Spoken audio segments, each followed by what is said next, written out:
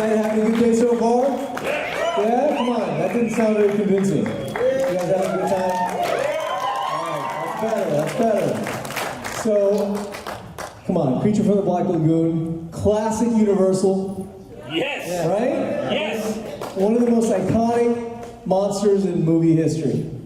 And we have Mr. Ricou Brownie here.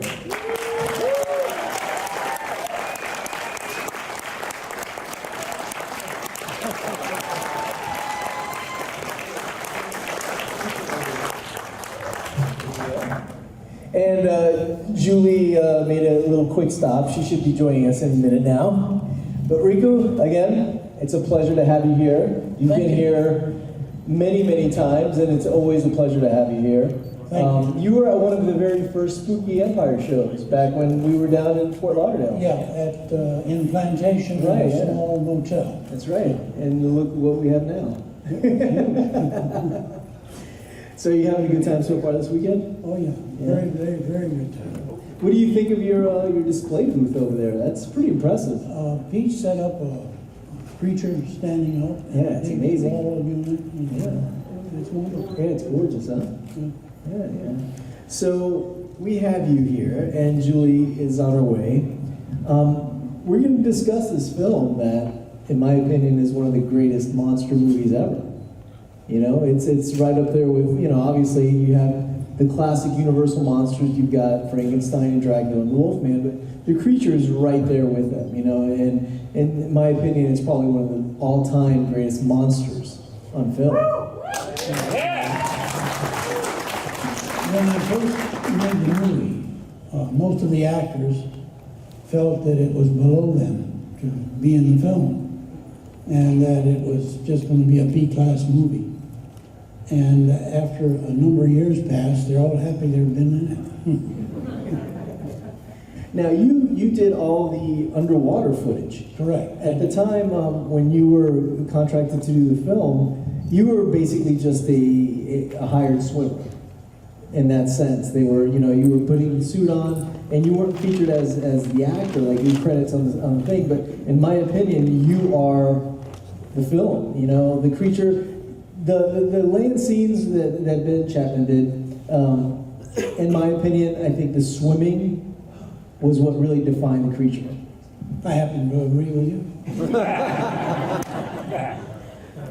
No, I got the job because they liked the way I swam. And the way the creature swims in the film is the way I normally swim, so I didn't have to learn anything. And it was easy for me. The costume was bulky and a little awkward to begin with, but it's kind of like when you play football, you put on pads and a uniform, and it's kind of uncomfortable, but when you get in the game, you don't even know you have it on.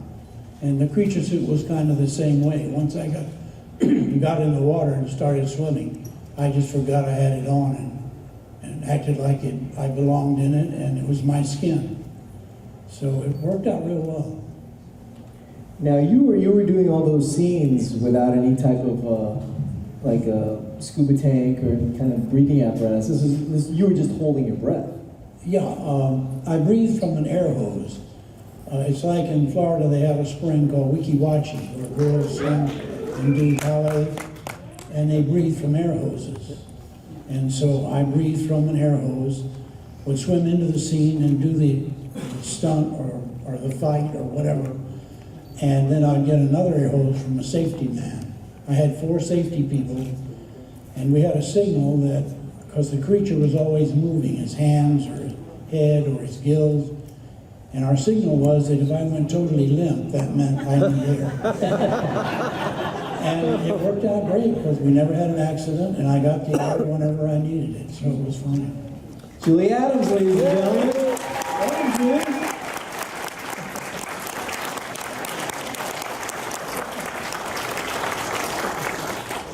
And we have over here to my right, we have Mitch Danton, I helped write Julie's book with her. Let's give him a hand.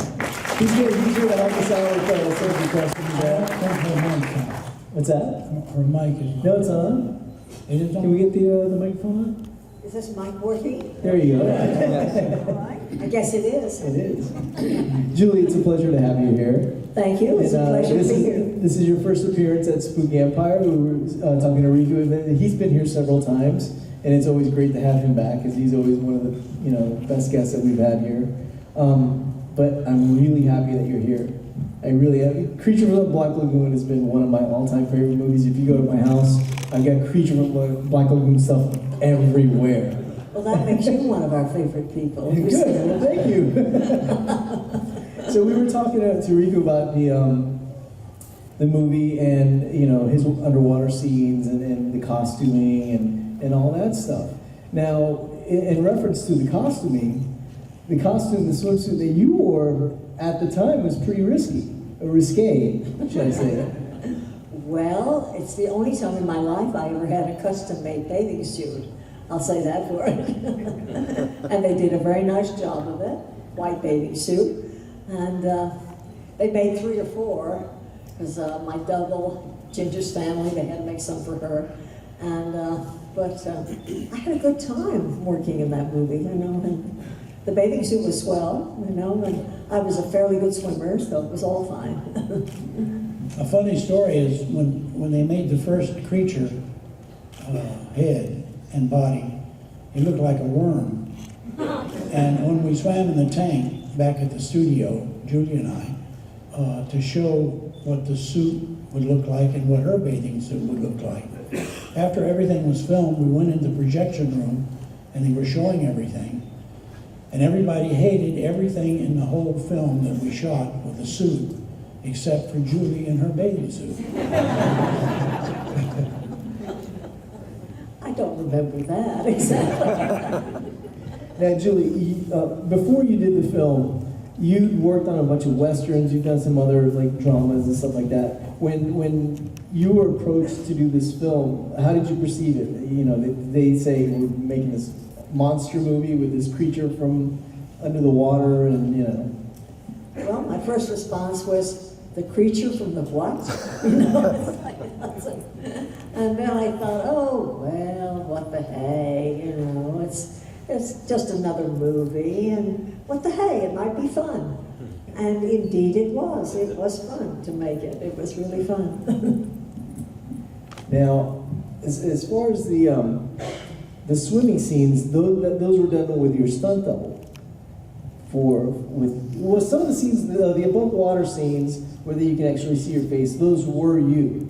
So, how much of that scene where Ricou and your character are swimming and they're doing that almost dancing kind of thing on the water, how much of that was done by you? It's hard to remember exactly. It seems to me about 50-50. I mean, I look at it, every shot above water, Universal was Mom, Julie. And then Ginger and Ricou did some remarkable work in Wakulla Springs, as I recall. Absolutely. Ginger made me look very good. When it all came together, though, it's a masterpiece. It's one of the most famous scenes, and certainly in horror. And definitely a scene that's been, Jaws. Jaws, and then you have Steven Spielberg looking up there and going, wow, a couple of those shots might. Well, one of the problems was that when we started filming, we were filming the top side at Universal's back lot, and we were filming the underwater at Wakulla Springs near Tallahassee, and we were filming at the same time. So Julie wasn't available to do any underwater work, although she had trained for it. But when she's not there, she can't do it. Now we have some runners on the ground, on the floor with microphones, and if anybody has any questions to ask, please feel free to raise your hand. We'll bring a microphone to you, and we'll get some questions answered, and you can learn some more about obviously it's probably one of your favorite films because you're here. We have a question right over here. As far as Ricou, your kind of creature outfit, was the head connected and could you see out of it? How did it go when you were trying to basically act with, all that stuff on? The creature suit was made in pieces. I had, it's kind of like a leotard, and you stepped into the suit, put your legs in, and then put your arms in, and they zipped up the back, snapped it, then put the feet on, and the hands on, and then the head on. It took about, I'd say, 10 to 15 minutes to get in the suit, and it also took about the same length of time to get out of the suit. And the eyes of the suit were about an inch from your eye, and it was kind of like looking through a keyhole. And the hardest thing that I had as far as using the suit was vision, because I didn't wear a face mask, and as you know, when you swim underwater, everything is blurry with your naked eye. And so it's looking blurry through a keyhole. So that was the hardest thing, vision. Thank you. Now, I know that Ben Chapman, who played the above water creature, also had vision issues with his costume, because there's a very famous still of you, Julie, sitting on the ground with some of the crew members and Ben in the creature suit looking down at him. He bumped your head. Did he not? Yes, they had a wonderful cave scene created there at Universal on one of the sound stages, and they put things that stuck out from the cave, like pointed things, so, as caves are wont to do. It's not all smooth, and so they fixed it like that. And so the day that Ben was carrying me, supposedly unconscious, he was carrying me in the cave, and Ben had goggles on. They put goggles on, underneath the creature mask. And so poor Ben couldn't really see very well. And plus he had great big things on his feet, the flippers on his feet. And so he was walking along, and I'm playing like I'm unconscious, limp in his arms. And then all of a sudden something stuck me on my head, and I jumped, so, and then they yelled, "Cut!" Oh my goodness, and they came over, and I had a little scratch on my forehead. Well, they sent for the nurse, and then they made a story about it, so it was all a big flap. It was not really that serious, but it did hurt for a minute. So that's the story of the head. One interesting thing about that was they didn't heat the tank that day. So she was not only trying to be unconscious, she was trying not to shiver. That's right. And then the sharp paper mache object hit her head. That's right. That didn't So help now. that didn't make it in the movie. Oh yeah, but when they forget to heat the tank, if any of you ever have to do that sort of thing, make sure they've heated the tank, because it is cold. Yeah, Ricou alluded to the fact of the eel suit, which we call it in the book. Production was delayed because no one liked the suit. You mentioned the scene in the tank. So during that production delay, it kind of moved from late summer to the fall, the shoot, which meant that when you didn't heat the tank, it was November, not September. So it was probably, 50-something degree water that they were coming out of that day near the end of the film when he's carrying her unconscious in the cave scene in the film, about probably the last 10 minutes of the movie. Now, there's been a big resurgence in 3D films lately. The creature was actually filmed in 3D and released in theaters in 3D. Was there any difficulty during filming regarding maybe special equipment or anything like that, or was that ever an issue? Well, underwater-wise, Scotty Welburn, who was the cameraman, built the housing for the 3D cameras. And I think they flooded at least 3 times. And they had to overnight, fix them and get back to work on them. But that's the only problem we had, which was enough. Got any questions out here? Yeah, someone up here who needs a microphone? I don't need a mic. Oh, okay. Just speak clearly, loud. Okay, a few years ago at an early spooky here in Orlando, I got the pleasure to meet Ricou, and I got a photo that had a picture of the creature kissing a girl on a boat. Is there a story behind that you can share with us, or any other hijinks like that you can share? Are you talking about the picture at my desk where I'm kissing a girl? Yes. Yeah, that was one of my safety people. We were just clowning around. It was fun.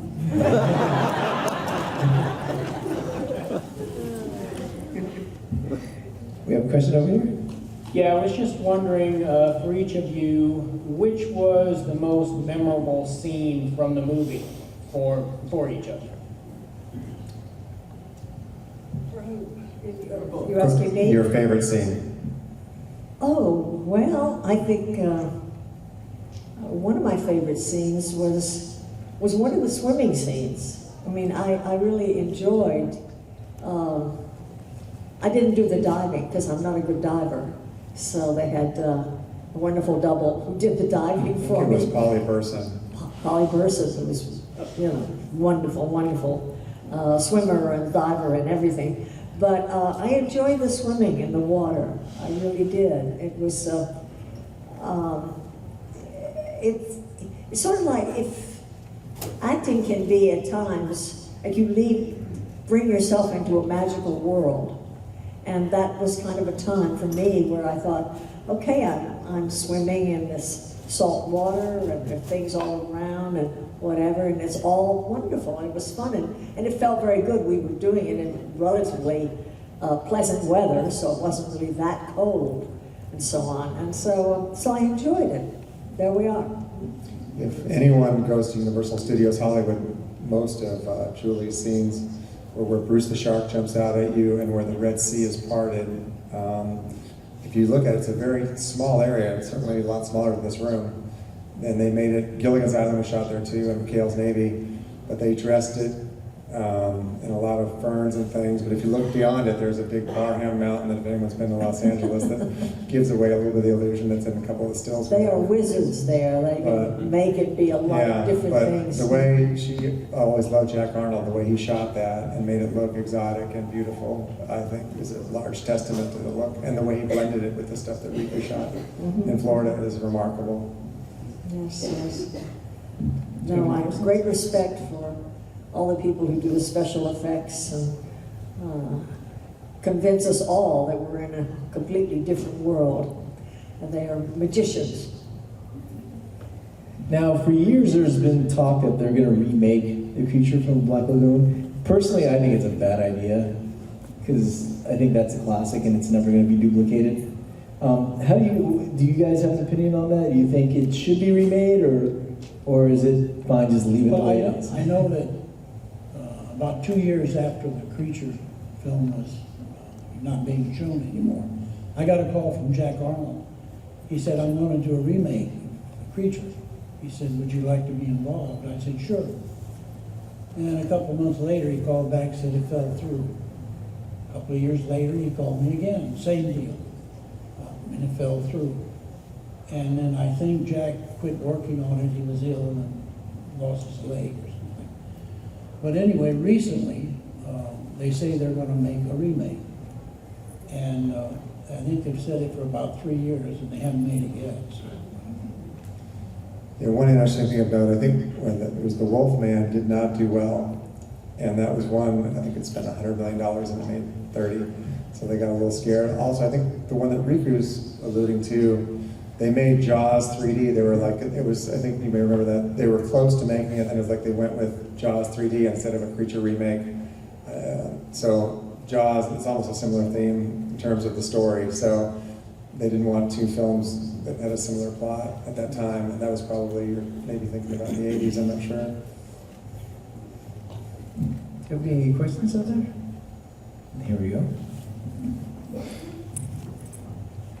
Hi, thanks for making such a great movie. We love it so much. We sing the theme song around the house. Our cats claw out and go to.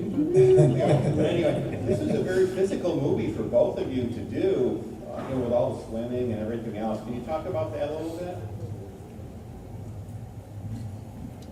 The physicality of filming, you mean? Yeah. How difficult was it for both of them to? Well, I can only speak of what happened to me.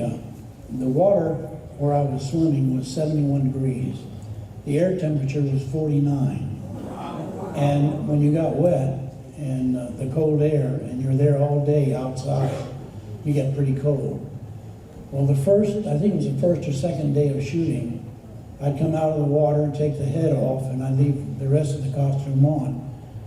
People in the crew felt sorry for me, so they'd give me a little shot of brandy. And one crew member didn't know that the other crew member gave me a shot. So I got several, and pretty soon they quit giving it to me. Ricou, I was always curious, there's a legend how long you could hold your breath. What is the truth? I've heard anywhere from 3 to 5 Well, minutes. I could hold my breath quite a while, just doing nothing, just underwater, just not moving. But when you're fighting or swimming fast, you use up a lot of oxygen. So it cuts maybe holding your breath 3 or 4 minutes down to about a minute and a half. Wow. So I would say during the scenes, it was about a minute or a minute and a half. But there was an air hose that you breathed out of in the original. Did you have a tank in the sequel? No, I breathed out of an air hose. In all the movies? In all the movies. Wow, okay. And I had 4 safety people who had hoses. And I would breathe from my hose. And while I was breathing, bubbles would go up into the top of my head. And air would come out the top of the head. And I had to squeeze it down to get rid of the bubbles so they wouldn't show. Swim into the scene, hold my breath, do as much as I could do, and then the safety people would give me air. But if you'll notice in the film, and I'm sure you can see it, I didn't get all the air out of the head. You can still see little bubbles coming out. A couple snuck out, I recall that. But people that I've been traveling with Mom and all over the country marvel at your swimming in that film, as well as Mom. And I think you captured the essence of that for certainly the audience of this movie, and I think it's one of the greatest things I've ever seen on film. And the underwater 3D, I think it was the first underwater 3D film, I could be mistaken, but if anyone's seen Gravity, it almost had that effect on the audience where you saw something that you'd never seen before. Like the way they portrayed space was the way they portrayed the underwater scenes in that for an audience in the 50s. So you can imagine the reaction they got and how big a hit it became. We have a question right up here. Front. I can project really well. Thank you. Regarding your preparations for your different characters, like Julie, your character is a scientist, which was really rather rare in the 1950s to have a female scientist and so forth, and you, Ricou, as the creature. Did you try to do anything sort of actors studio-ish, thinking of, or was it just, Ricou, you have to swim from here to there, and then the girl's going to be there, or did you actually have the mindset of being the creature?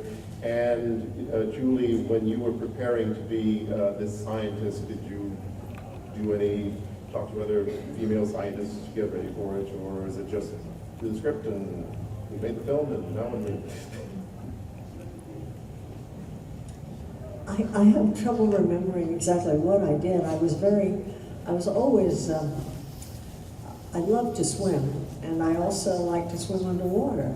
In fact, I had done some stuff where we just had a little air hose and something on me that I could breathe and so on, because I love to be in the underwater world, because at Catalina I had done that, and the fish were so used to people around Catalina that they didn't swim. They were not scared when you were there if you didn't make a big fuss. So you could actually feel part of it all, and I loved that feeling. He also had a question about your scientific character. Did you study to become a fish scientist or an ichthyologist? I did, yes, an ichthyologist. Did you study That's some who I was ichthyology? saying. It's a good word, isn't it? Ichthyologist. I like the word. And I did do some reading about it and what the studies were. And since I had an interest in it already, I was fascinated. I really enjoyed playing that role and trying to become that person. Ricou, he was asking about your preparation for the character. Preparation, I didn't have to do too much, because the way I normally swim is the way the creature swam in the film. And our director, Jim Avens, who was the second unit director at Waukulla Springs, couldn't swim. And so we would discuss the scene on top of the water, and then Scotty and I would go down and wing it and shoot what we think people would like to see and what Jim wanted. And if we didn't do it right, then we'd try something else. And eventually we got it all shot. It's finding out the hard way, isn't it? Wow. Oh boy. Well, everybody did a great job because it was beautiful. You know, beautiful work, beautiful work. Now, do you see the film as more so the creature being this menacing monster, or do you see it more as just a creature of nature that was just defending his right to be there, and then these people came and invaded his home? Because there's been, you know, speculation as to what the motivation for the creature's attack was, you know? Well, I don't know. I didn't think about it one way or the other. All I thought about was doing my job, swimming and breathing and not getting cold and going to work every day for about a month and not being able to hit the toilet when I wanted to. Anyway, I didn't think much about that sort of thing and just doing my job and let somebody else worry about that. And you did a great job. You really did.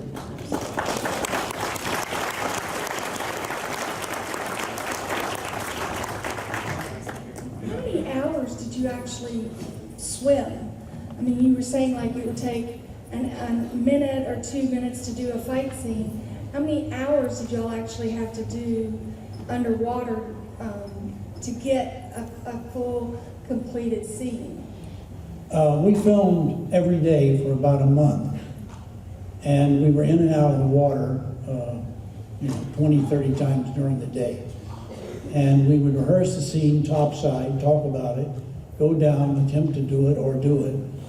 And as an example, if we had a fight scene and we were fighting in the eel grass and the mud and the muck, we would stir it up so badly, by fighting with the muck floating around, that we'd have to wait till it cleared to go back down and do it again until we got the scene completed. And we had a number of fight scenes where we had to tear up the bottom and the grass and the muck. And the more we did it, it made it look better on film than just fighting in clear water. It was kind of like a horse running and you see the dust, flying. But it took maybe 3 or 4 days to shoot a good fight scene. I have a question. I thought I saw somebody over here. No? Oh, here we go. That's where I saw it.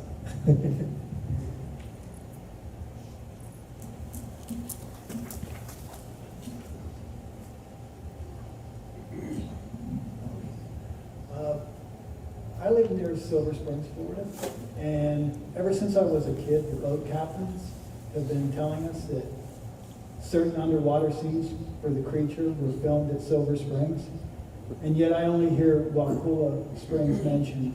Were any scenes from Creature or Revenge of the Creature filmed at Silver Springs, Florida? The underwater sequences for the first movie were all shot at Wakula Springs. In the second movie, the underwater films were made, the underwater sequences were filmed in St. Augustine, Florida, in a tank. And some of the scenes were filmed at Silver Springs for the second film, but not many.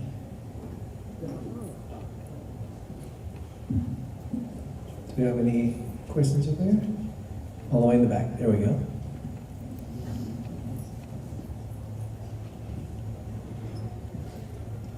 Thank you guys for being here today.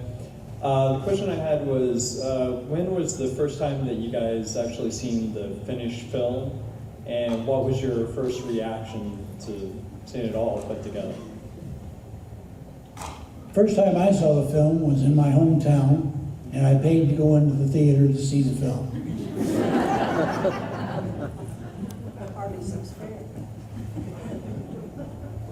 What was your reaction to it when you first saw it? I liked it. I thought I did a great job by that. Julie and all the actors did a great job. I liked the film. How about you, Julie? When you first saw the finished product, the film, what was your reaction to it? My reaction? I thought it was a very good movie. really did. I thought, hey, people are really going to enjoy this picture. And I was right. I think people have enjoyed this movie. And because it was well done, and it wasn't overdone, let me put it that way. They didn't make it tricky, didn't make a whole lot of things. You came to believe that these people were really doing this underwater. We were really working and doing a job on that, and I think it became fascinating for people. Now, the movie and the characters have become larger than life. I mean, we've got merchandising and t-shirts and posters and action figures of the two of you. And it's even spawned a musical at Universal Studios. Have you guys seen that musical? There's an actual creature from the Black Lagoon I didn't musical. see it. I think you saw it. You were there, weren't you? Did I see it? I think you saw it. Ask my son. I forgot. I forget.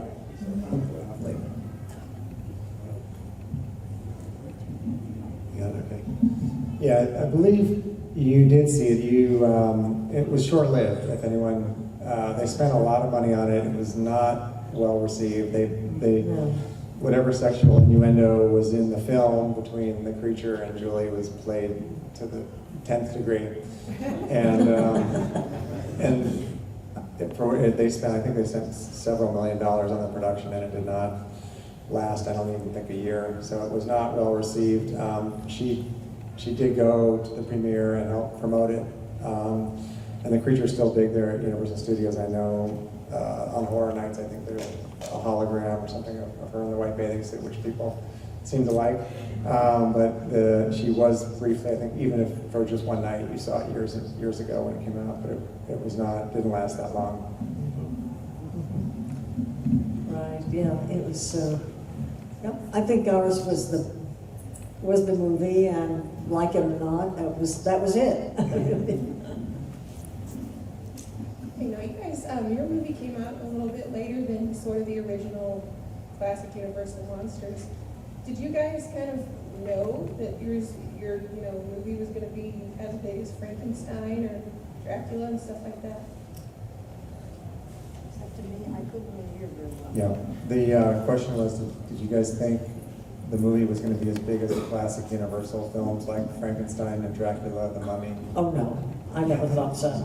No, I thought, oh well, this is a movie. Okay, it'll all be forgotten in 5 or 6 weeks. It'll disappear, and of course, it has not disappeared. It's had an extraordinary life, and that has pleased me because I'm a part of the movie. That's part of the movie that has had a long life, and so it's rewarding in that way. Yes, I'm very pleased it had a long life. Someone over here. Now, the movie was just recently digitally remastered and released on Blu-ray as the 3D and 2D versions, and it's been doing very well. I mean, I personally have never seen it in 3D. I can't focus on 3D. My eyes just go crazy. But at the time when the movie was released in 3D, was there a really good reaction to it, or were people just kind of, hesitant about the whole 3D process? My understanding was that they released it in 3D for a couple of weeks, and it bothered people's eyes so badly.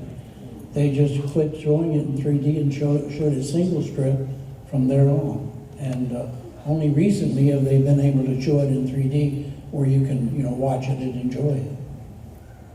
I don't know if it's the only Universal Classic Monster movie that was shot in 3D, so that's what makes it unique. The new Blu-ray that just came out, if anyone hasn't seen it, it's spectacular. I mean, it's completely restored. We ran it in Jacksonville at Sunray Cinema in March. I think a couple folks at the show here over there, and it's a whole new movie. So it's like a window into the past. See it, get a 3D TV if you don't go to the screen. It's unbelievable. It won the Saturn Award for Best DVD Blu-ray release. Julie accepted it there in Burbank this summer. it's a whole new movie, so if you get a chance to see the Blu-ray, it's something special. There's no wires on the bat, which some people don't miss at all. But every grain, every speck of dirt, it's so beautiful. Do we have any questions out here? Here we go. Over here. We got a microphone coming to you. Hi. First of all, Miss Adams, you look absolutely stunning in that swimsuit. My question is, were any of you ever approached about another film featuring a crossover with the creature that you know of, maybe? Featuring what? A crossover, like, did they ever talk about the creature in a movie with another monster, maybe? No, don't think so. Nobody ever brought the subject up, and that was just as well, because I think that this one was a good one, and when you have a good one, let it be. Yeah, I agree.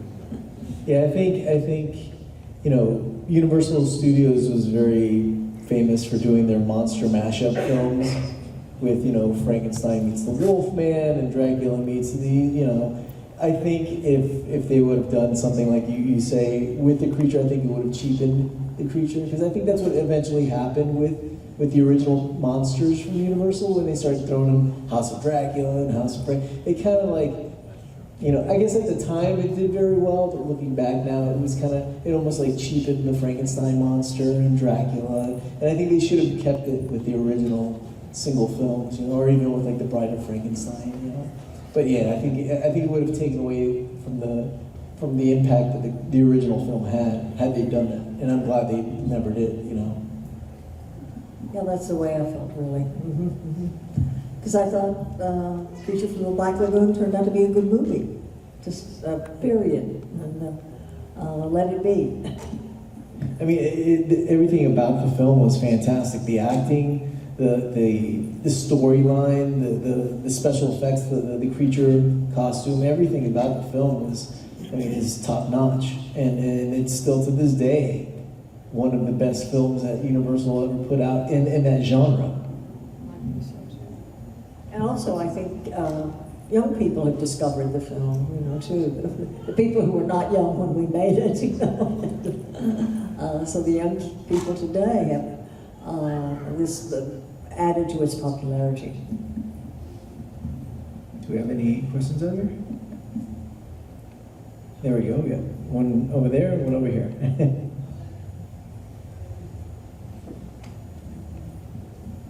Were you allowed to keep any item or anything as a memento from the movie?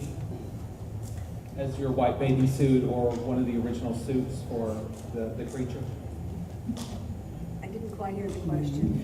Were you allowed to keep any of the props? In other words, Julie, were you allowed to keep the swimsuit, or Ricou, were you allowed to keep the costume? For my part, no. People ask me sometime, what became of the white bathing suit? And I said, I think it went the way of all latex. It just disintegrated because I didn't get it, and I really didn't want it in a way. It was like from the movie, and so I didn't want to wear an imitation of it or a relic of it or anything. So I just let it go. That's all. As far as the monster suits are concerned, the studio kept them. And an interesting thing that happened, the suits that I had, I tore up most of them, fighting underwater or whatever, and they rubber rotted away. And I got a call from a company that was selling a creature head at auction. And they wanted to know if I would give them a letter saying that it was one of the heads that I wore. Well, I couldn't, because I didn't know whether it was or not. But there's a gentleman in LA, Bob Burns, who knows more about the creature than I do. And he said it was one of my heads that they're going to sell. So I told him, okay, I wrote him a little letter saying that it was one of the heads I wore. He paid me $500. And about a month later, they had the auction and they sold the head for $80,000. But the head had melted. It looked like it was made of ice cream and it was just kind of pouring down on each side. It was rubber rotting away. And whoever bought it, what they're going to do with it, I have no idea. We had someone else over here who wanted to ask something. It was the same question. He answered it. Oh, he was, okay. That was actually my question. Now, as far as the impact that the film had at the time, you know, obviously we've seen what you know, time is done with the film and you know, its popularity, but at the time, was it a really successful film when it first came out? I mean, did it do just what they were hoping it would do? I think, I heard at least, that it made money saving Universal's can at that time. So it made pretty good money.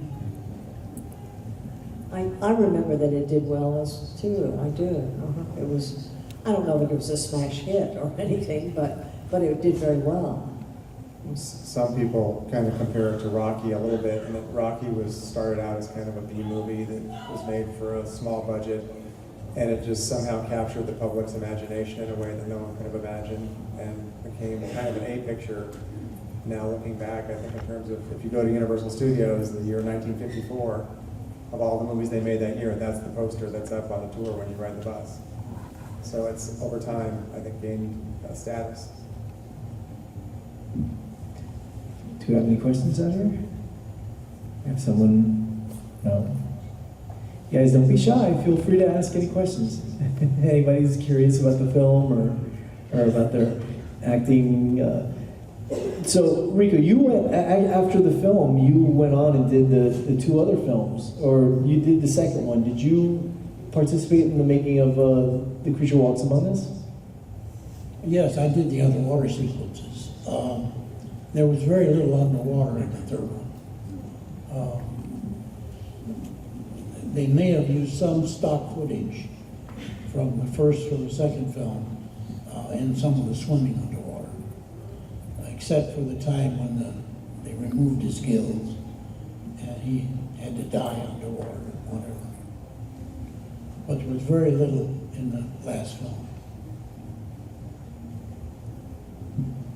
You have anybody out here who wants to ask? There we go. Someone in the back.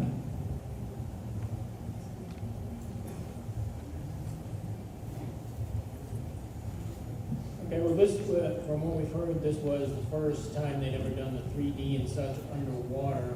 Was there anything specifically that you had to do differently than what you've done in, say, previous films to deal with the... Can you talk a little closer to the mic? Oh, I'm sorry. Was there anything that either of you had to do in your performances or in the way you did things to accommodate the fact that it was being filmed in 3D?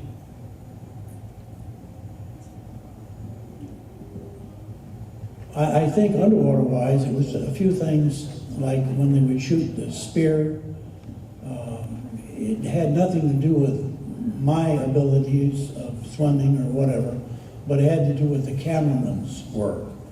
And Scotty shot a few shots that tried to emphasize 3D, you know, going into the camera, shooting a gun into the camera, shooting foam into the camera.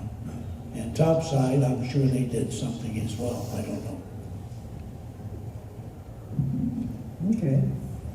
Well, I want to thank Julie, Ricou, Mitch. I want to thank you all for joining us today. It's a movie that is, you know, lasted and it will continue to last and hopefully grow even more in popularity. I mean, it's like I said, it's one of my favorite movies. It's a movie that, you know, is considered one of Universal's best horror films. You know, it's right up there with Frankenstein and Dracula and the Wolfman, and it always will be. It's just a classic movie, classic acting, and a classic story, and it will live on forever. Ladies and gentlemen, let's give them a hand.